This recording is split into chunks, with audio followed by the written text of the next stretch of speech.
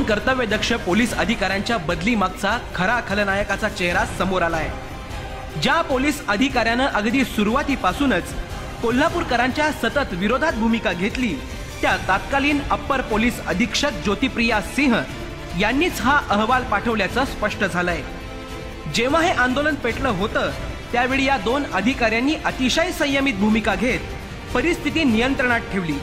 यापूर्वीही आजरा येथील हिंदू मुस्लिम दंगल शांत करण्यासाठी याच दोन अधिकाऱ्यांची निवड करण्यात आली होती। अशा अधिकाऱ्यांवर कारवाई होत असेल तर निश्चितच IRBचा यात हात असल्याचं स्पष्ट होतंय। मात्र यावेळी या दोन अधिकाऱ्यांविरोधात अहवाल पाठवला कुणी असा प्रश्न होता, कारण सर्वच अधिकाऱ्यांनी आपण अहवाल पाठवला नसल्याचं सांगितलं होतं।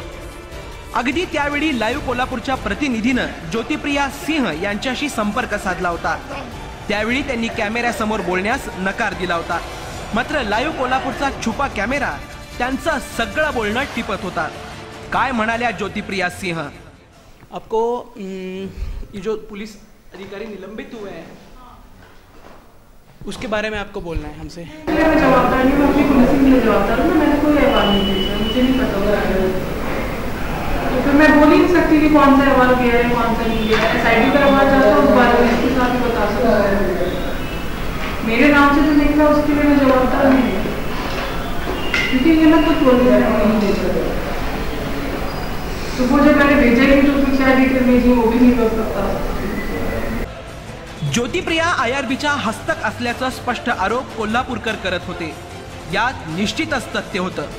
नुकत्याच झालेल्या पत्रकार परिषदेत पोलीस महानिरीक्षक तुकाराम चव्हाण यांनी हे सांगितलं की या पोलीस अधिकाऱ्यांविरोधातला अहवाल तत्कालीन अप्पर पोलीस अधीक्षकांनीच पाठवला होता।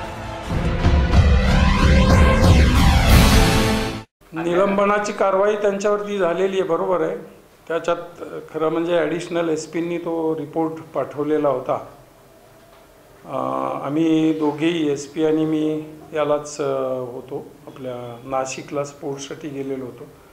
दुर्दैवानं दोघंही नसल्यामुळं जो एक सगळ्या मोर्चेकरी किंवा जमावातले जे लीडर्स आहेत त्यांच्याशी तितकासा संपर्क झाला नाही। अचानक जमावही सकाळच्या वेळेला रात्री डिक्लेअर केलं होतं ना की आता टोल कलेक्शन बंद, पण त्या कम्युनिकेशन गॅपमुळं IRBनं ते सकाळचं सुरू ठेवलं आणि लोकांचा तो उद्रेक झाला होता। पोलीस दलातल्या अशा काही चांगल्या अधिकाऱ्यांचं खच्चीकरण करायला पोलीस दलातलेच असे काही अधिकारी जबाबदार असतात ही लाजिरवाणी बाब आहे। या प्रश्नावर पोलीस महासंचालकांनी पाळलेलं मौनही सूचक आहे। परंतु अशा कारवाईमुळे पोलीस खात्यामधले जे कर्तव्यदक्ष अधिकारी आहेत त्यांचं खच्चीकरण केलं जाते असं नाही का वाटत?